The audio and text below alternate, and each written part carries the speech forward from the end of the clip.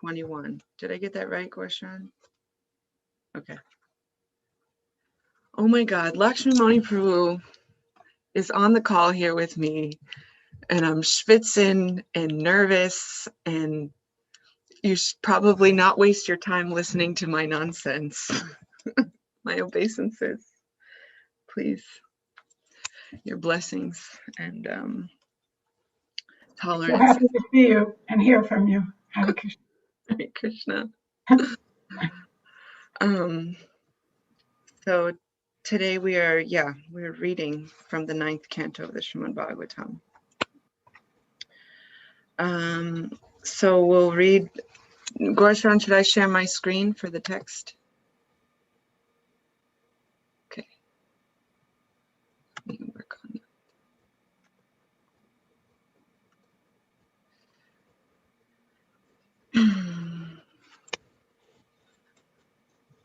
Vasha pratikastat putra oghavan oghavat pita kanya choghavati nama sudarshana uvahatam. Synonyms, translations, and purports by, well, there's not a lot of purports today. Translations and synonyms by His Divine Grace, A.C. Bhaktivedanta Swami Srila Prabhupada.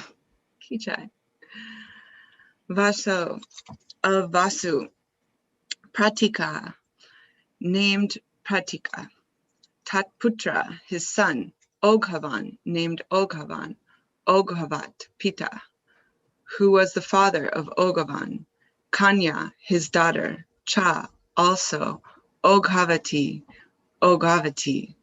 Nama, by the name. Sudarshana, Sudarshan. Uvaha, married. Tam, that daughter. Oghavati. Translation. The son of Vasu was Pratika, whose son was Oghavan. Oghavan's son was also known as Oghavan, and his daughter was Oghavati. Sudarshan married that daughter. Text 19.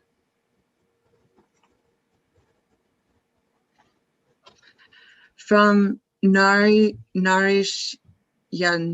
came a son named Chitrasena, and from him a son named Riksha. From Riksha came Midvan. From Midvan came Purna, and from Purna came Indrasena. Text 20. From Indrasena came Vitihotra. From Vitihotra came Satyashrava. From Satyashrava came the son named Urushrava, and from Urushrava came Devadatta. And text 21. From Devadatta came a son known as Agniveshya, who was the fire god Agni himself. This son, who was a celebrated saint, was well known as Kanina and Jatukarnya. Purport. Agniveshya was also known as Kanina and Jatukarnya. A lot of purport to work with here. Om Ajnana Tinimidandasya Gyananjana Shalakaya Chakshurun Militam Yena Tasmai Shri Gurave Namaha Shri Caitanya Manobishtam Stapitam Yena Bhutale Swayam Rupa Karamayam Dadati San Rantikam Vandeham Shri Guru Shri Yuta Parakamalam Shri Gurun Vaishnavam Shcha Shri Rupam Sagrajatam Sahagana Raghunatham Vitam Tam Sajivam Sadvaitam Sarvadutam Parijana Sahitam Krishna Chaitanya Devam Shri Radha Krishna Padan Sahagana Lalita Shri Vishakan Vitam Shah Hey Krishna Karuna Sindhu Dinabandho Jagatpate Gopesha Gopika Kanta Radha Kanta Namostute Tapta Kanchana Gaurangi Radhe Vrindavaneshwari Rishabhanu Sute Devi Pranamami Haripriye Vanchakalpa Tubhyascha Kripasindubhyeva Cha Patitanam Bhavanebhyo Vaishnavebhyo Namo Namaha Jai Shri Krishna Chaitanya Prabhu Nityananda Shri Advaita Gadadhar Shivasari Gaura Bhaktavinda Hare Krishna Krishna Krishna Hare Hare Hare Rama Rama Rama Hare Hare. So I'm very grateful to be with all of you exalted Vaishnavas here today. And we'll see how this class goes. There was a bit of a miscommunication in the verses that I was supposed to speak on today, so I had prepared something else, but with the blessings of our gurus and parampara, we will try to speak something on this, the importance of lineage here. So sometimes when we get to these sections of the Bhagavatam, it can seem boring to our material minds when we read, oh, this person took birth from that person and that person took birth from this person, and we don't recognize any of these names. We don't know who many of these people are. And some of them, even when we do know who they are, it's like, okay, big deal. They took birth from that person and that person. So, but why would Srimad Bhagavatam spend so much time discussing these lineages if there wasn't something important about them? And so what is actually important about these lineages? There is something, as was discussed in yesterday's class, that in one sense, one's qualities make up one's caste and not one's birth, not one's lineage. And this is true. And at the same time, there is something to be said of lineage and what family someone takes birth in. So there's actually some significance to both aspects. So today we're going to discuss a little bit more about the significance of lineage, as is explained in the Bhagavad Gita when Arjuna asks Krishna, what is the destination of an unsuccessful yogi? Krishna replies that one can take birth. He gives three different options.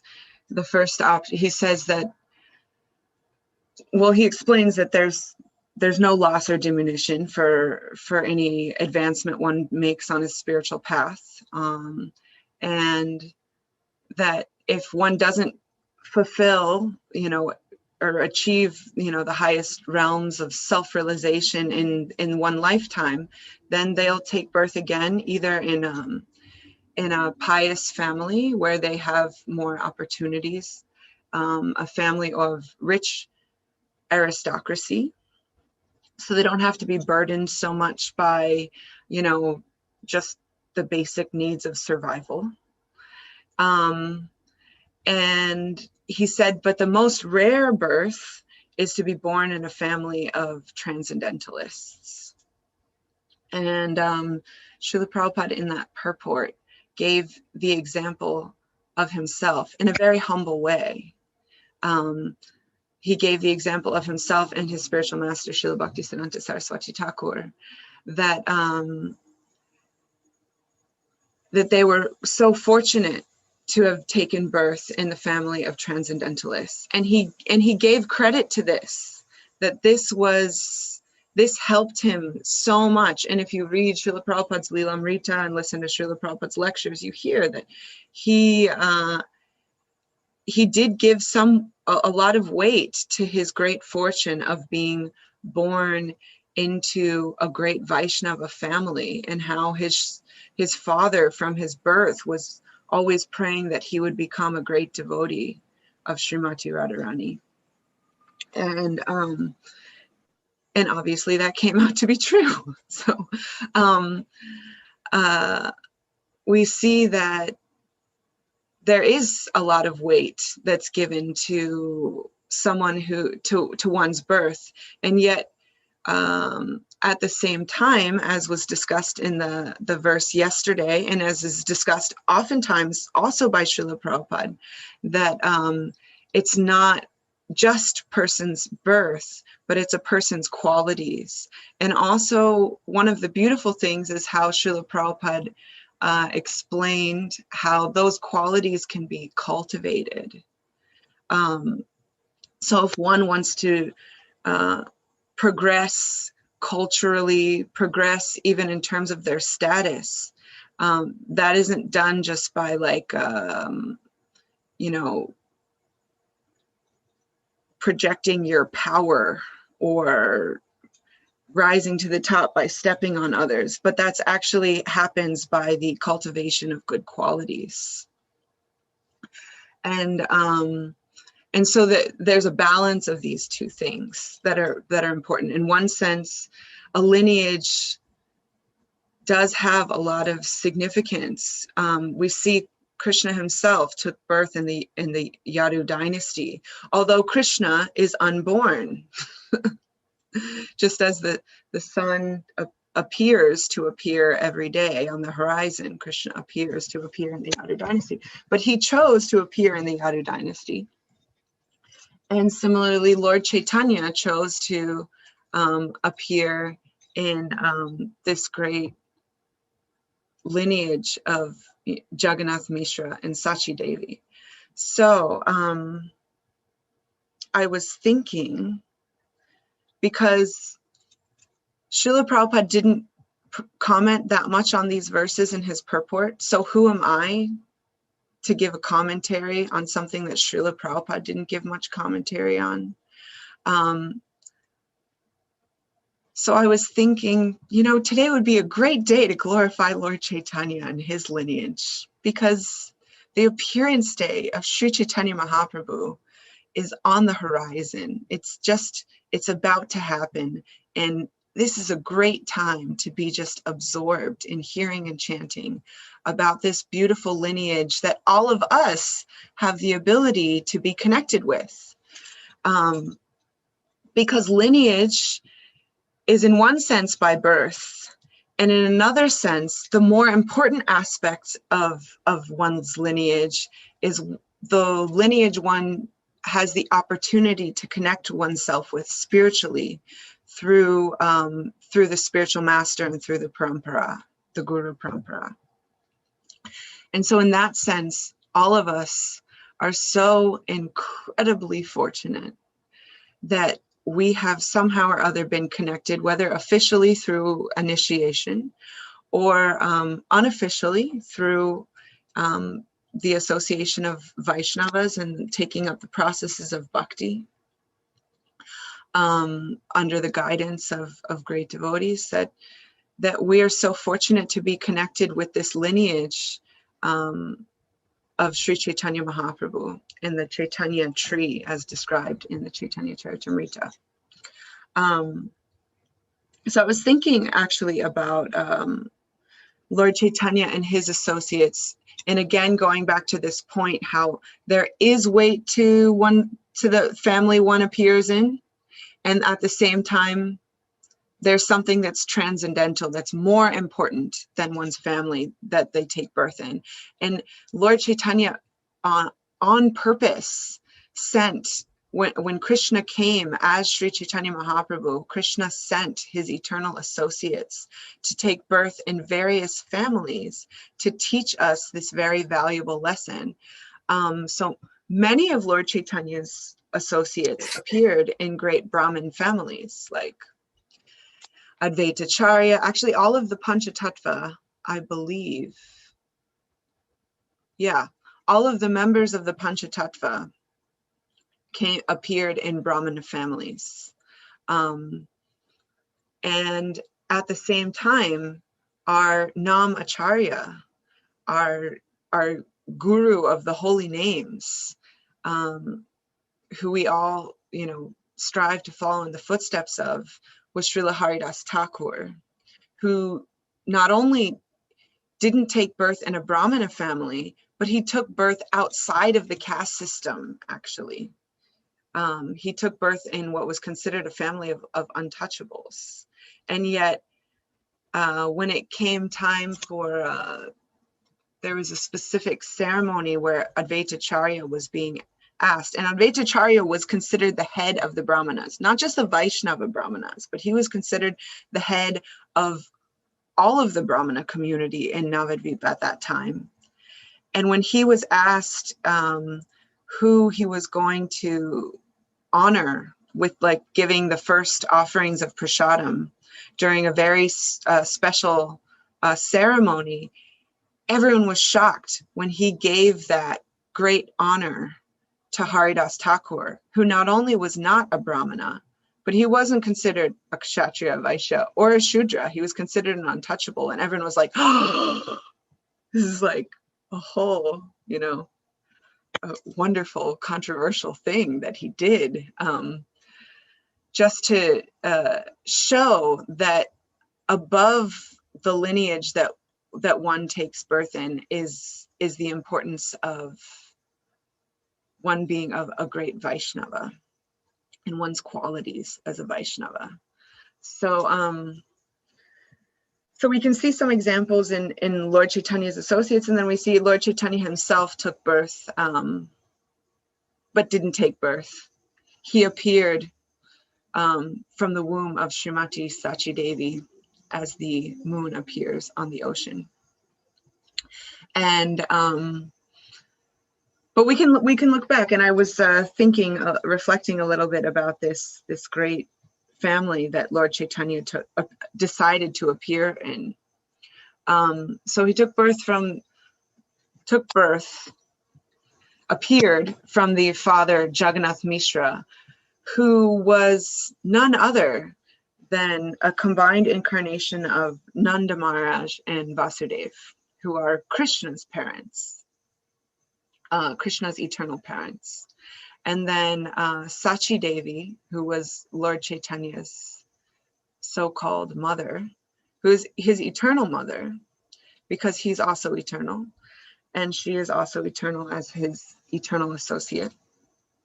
So Sachi Devi is none other than Yashoda and Devaki combined, who are Krishna's parents. So,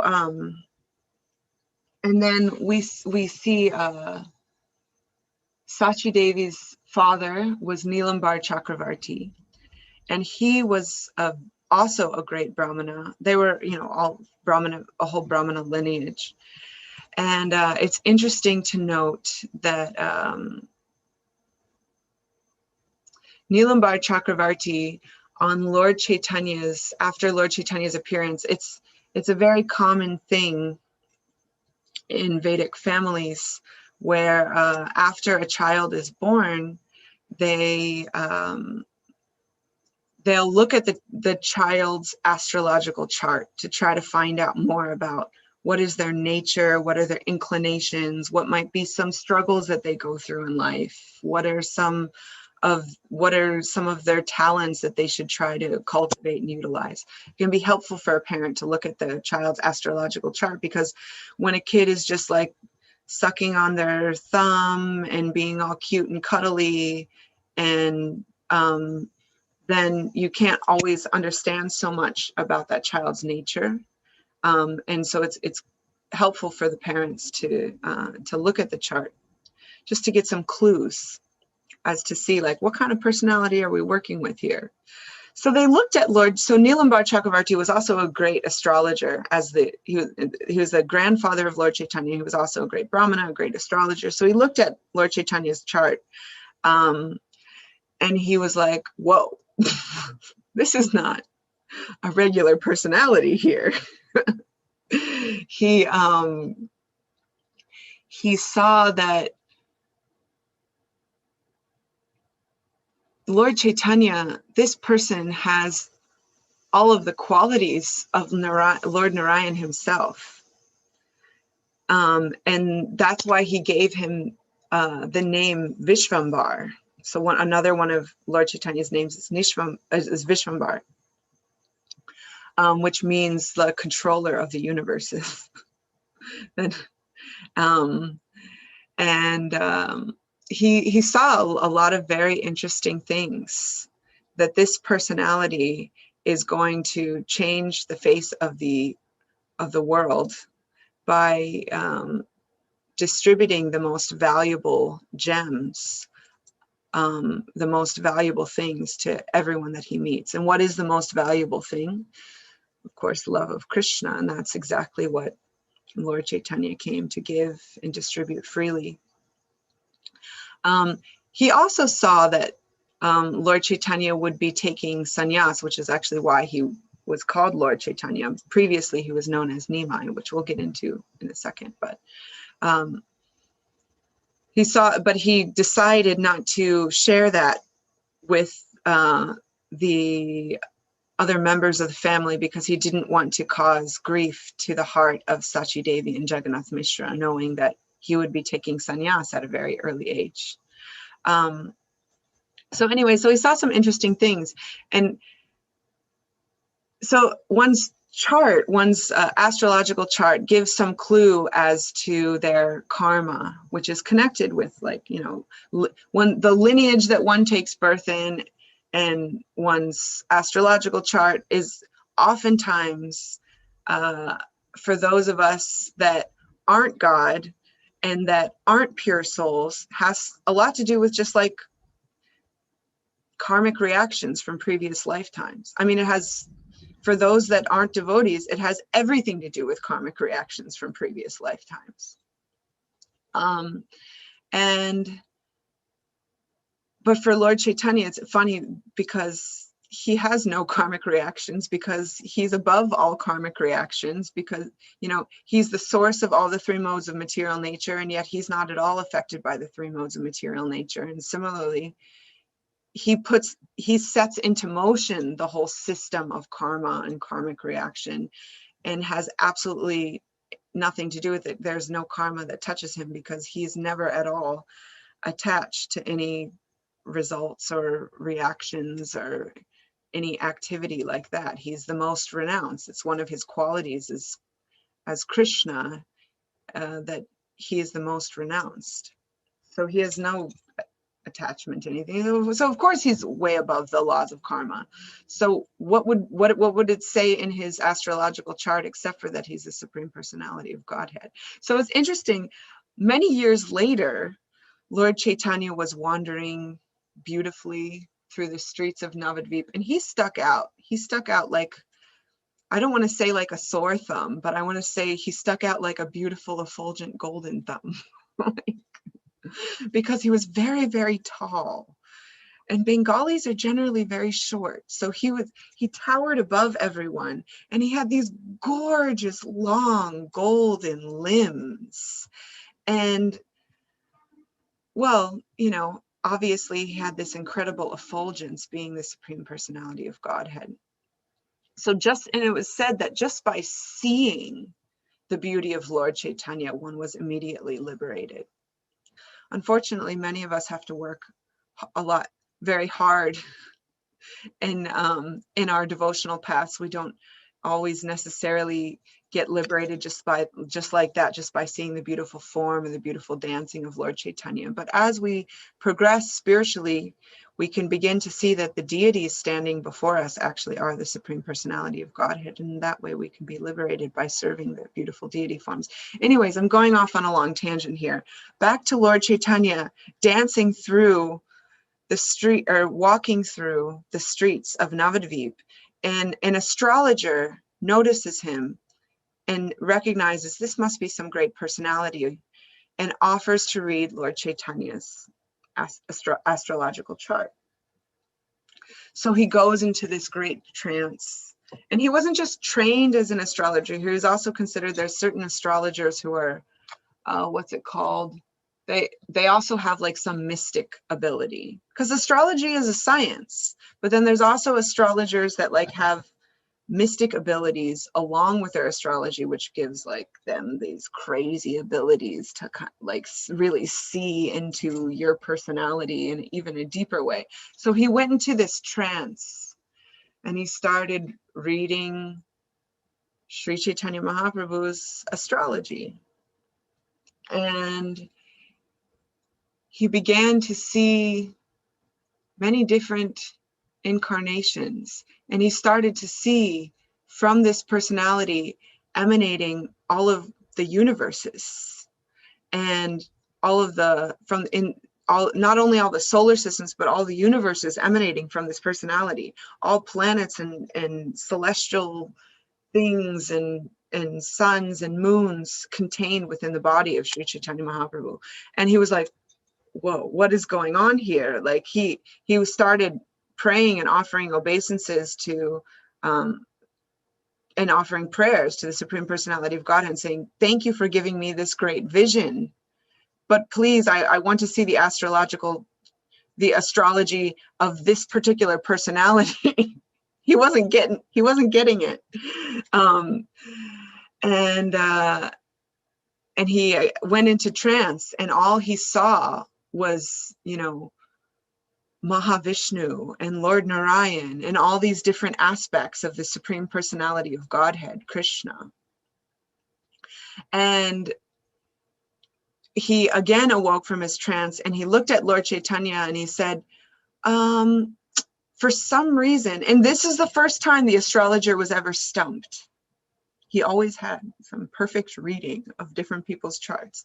And at this time, he looked at Lord Chaitanya and he said, I'm going to need to work on this a little bit more. Let me get back to you about this. And Lord Chaitanya said, what are you talking about? It's pretty simple. My astrology is that in previous lifetime, I was a cowherd boy. Because Sri Chaitanya Mahaprabhu is non-different from Krishna, the beautiful cowherd boy. He said in the previous lifetime, I was a simple Vaishya, taking care of the cows, no problem, He said, I don't understand why you're having so much difficulty seeing it. So, very, very interesting, very beautiful pastimes about Sri Chaitanya Mahaprabhu. Anyways, going back to Lord Chaitanya's lineage. So, Jagannath Mishra was the fifth son of Upendra Mishra and Kalavati, who is also known as Shobha Devi. And Upendra Mishra was the fourth son of Madhu Mishra. So Madhu Mishra was a great grandfather of Lord Chaitanya. And so it's nice to hear, I mean, these names of these incredible personalities, that they have the Supreme Personality of Godhead appear in their lineage. It's just absolutely incredible. So Jagannath Mishra and Sachi Devi, they actually got together because Jagannath Mishra was a student of Nilambar Chakravarti Thakur, who was, and so the two of them were married.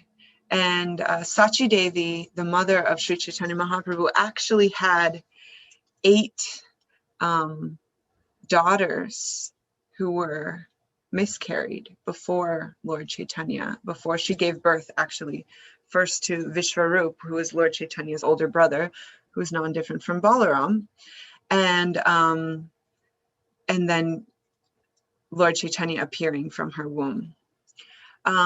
And then you might ask, oh, okay, what happens after that? Then how did the lineage, that particular dynasty, continue? Well, Lord Chaitanya, although he had 2 wives, not simultaneously, his first wife, Lakshmi Priya, died at an early age in separation from Lord Chaitanya. And then his second wife, Vishnu Priya, he took sannyas at a really early age. I believe at 24, he took sannyas.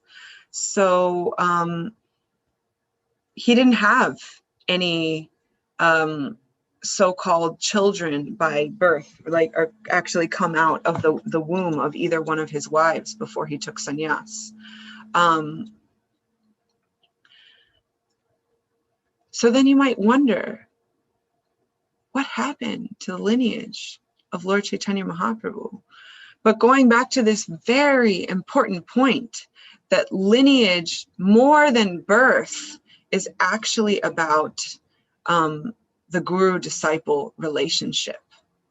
And so if you look actually at the lineage of Lord Chaitanya, so many great Vaishnavas appeared. Lord Chaitanya personally instructed Rupa Goswami and Sanatan Goswami, and then they instructed, you know, Raghunath Das Goswami. And going down through the lineage, we have Vishwanath Chakravarti Thakur, Baladev Vidyabhushan, and we have, you know, Gorakish. Eventually, I'm missing some names here, but there's a beautiful lineage going down from Chaitanya Mahaprabhu. And we see even the example of oftentimes, there again, going back to this point that there is some weight to a family that's one takes birth in, because in our sampradaya, we see that Bhaktisiddhanta Saraswati Thakur actually appeared in the family of Bhaktivinoda Thakur. So that is there, but at the same time, the majority of our lineage isn't by birth. And it's just through the guru and disciple relationship. So how fortunate are we, for those of us that have taken initiation, or for those that are aspiring for initiation, because that initiation is actually a formal connection to the lineage. You can still be inspired by the lineage. You can still get great mercy from the lineage of Sri Chaitanya Mahaprabhu. But when one connects through the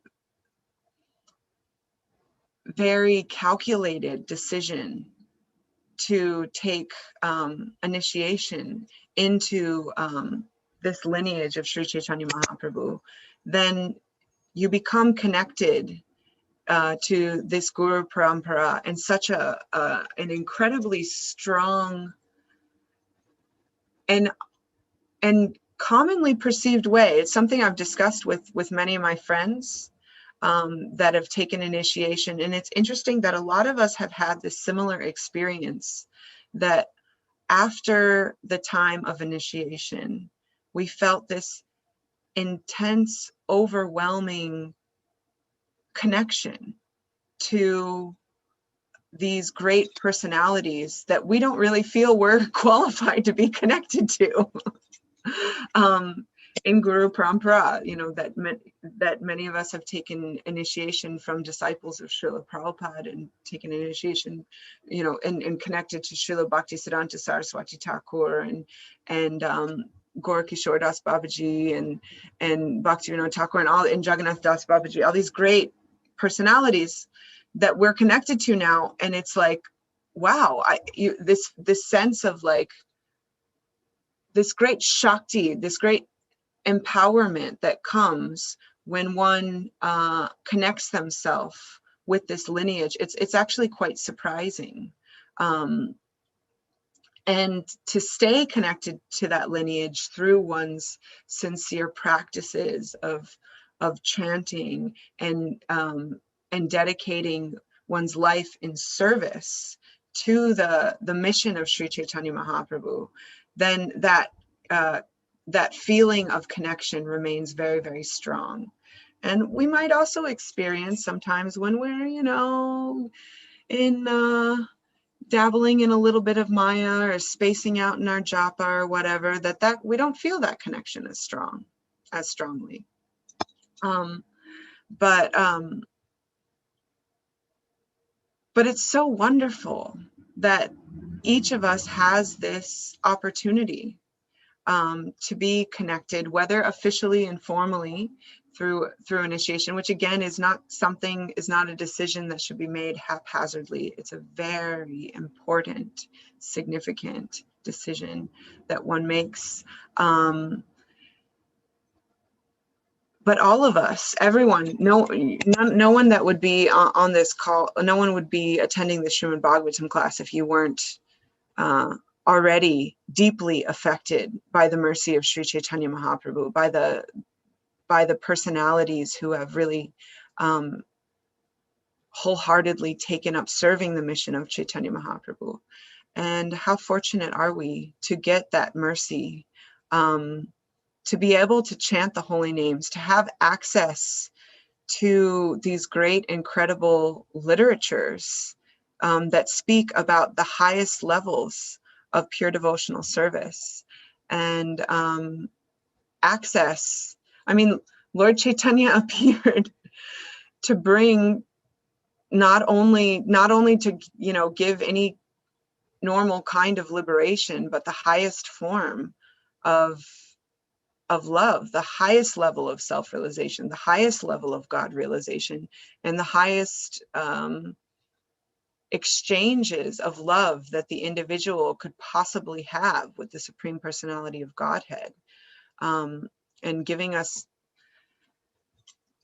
although many times it seems very difficult to struggle with the mind and the senses and the modes of material nature and our conditionings, but Lord Chaitanya made it so easy that simply by chanting the holy names, by practicing the principles of devotional service, that we can so quickly overcome whatever obnoxious things may be in our astrological charts, or whatever uncomfortable lineages we may have taken birth in, what we, you know, that somehow or other Lord Chaitanya doesn't care who's qualified, who's not qualified. That was the instruction he gave to Nityananda Prabhu. He said, don't worry about who's qualified, who's unqualified. Don't worry about, in other words, don't worry about someone's caste. Don't worry about their lineage.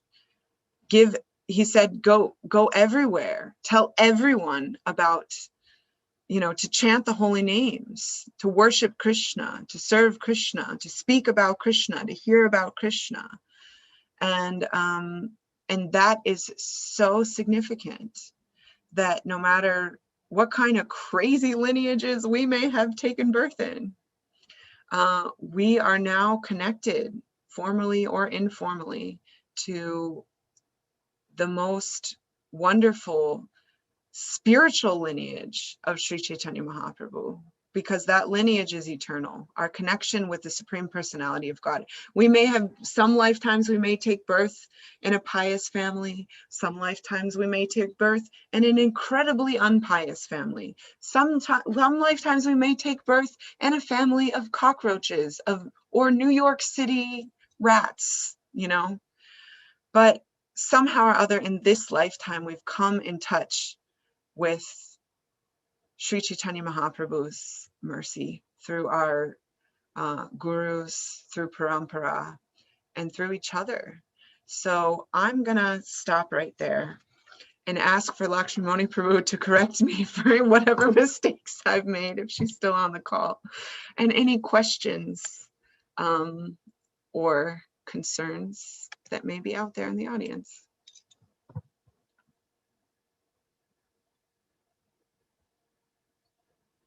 Is there anything in the chat? Tulsi Rani Prabhu. I have a question, and I don't know, maybe if I misunderstood how you explained it, but when you said that Jagannath Mishra was a combination of Nanda and Vasudev, and that Sachi Devi was a combination of Devaki and Yashoda, I don't understand how that could be so. Weren't they separate souls because they existed? I just don't understand the technical part. Yeah, you know what? I don't understand it that much either.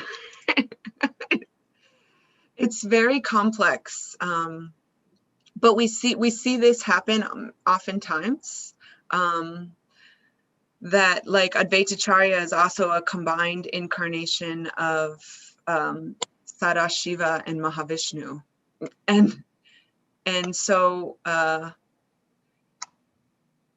yeah, I honestly, I can't answer that question, because I myself, it is, you know, certain concepts, we're trying to understand the spirit with our very limited material minds, and some things just go way over my head. So that's my honest answer. If somebody else on the call has a better answer, I would be happy to hear it. Because I have the same question.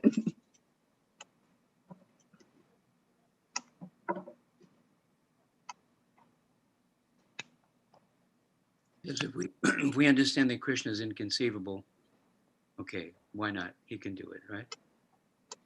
You can hear that? Yes, thank you. How inconceivable, how wonderful is Krishna. The question in the beginning about why also all these, this one had that son and this one had this wife and this, why do we do that? When Srila Prabhupada came to the West, there was a massive criticism. What is this cult? What is this thing they've just invented? This guy came with this. And when we hear the lineage, the generations, we understand the extent and the you know, how you know, long in time. And it says, one thing Brahma likes to quote is, the Vedic literature is the most voluminous and consistent, you know, that throughout all these generations of different ways that people manifested their relationship with Krishna and devotional service, there's so many different personalities. And some of them were married, and some of them were sannyasis, and some of them, you know, preached extensively, and some of them in a small way. But it's there, and it's not just something that Prabhupada invented at the last minute, you know. So that helps convince people about the validity. Thank you. Also, Vedic culture. in regards, sorry, Prabhu, if you have more to say. Also, Srila Prabhupada, our acharyas mention in commentary of the 9th canto in general, that the mentioning of all the lineages really are to show us that this existence in the material world, birth, death, birth, death, birth, death, birth, death, and everything that comes in between the dash, is an ongoing temporary process. And, you know, great kings come and great kings go, and great souls are born and great souls go back to Godhead, and not so great souls, they go through their lifetime, and it goes on cyclically again and again and again and again and again. And we see it especially in the 9th canto, culminating with Lord Ram, who is the Supreme Personality of Godhead, which takes us also to the appearance of Krishna, who's also the Supreme Personality of Godhead. And those persons are eternal, and their leelas are eternal. But everybody else's come and go and come and go and come and go and come and go. And that's why there's no purports, because it's the same old thing. Thank you for that wonderful illumination, Lakshmi Moni. Wonderful. Fantastic class. Was really, really, really extraordinary. Thank you so much. All glories to Prabhupada. Your spiritual master is empowering you. Great. Thank you. Thank you. All glories to everyone's wonderful service. It's so nice to see you, Lakshmi Moni Prabhu, and all these other great Vaishnavas. And Jai. Haribol. Jai Radha Mulidhar Gaur Chandra ki Jai. Hare Krishna. Radha ki Jai. Jai. Hare Krishna. Thank you so much, Mr.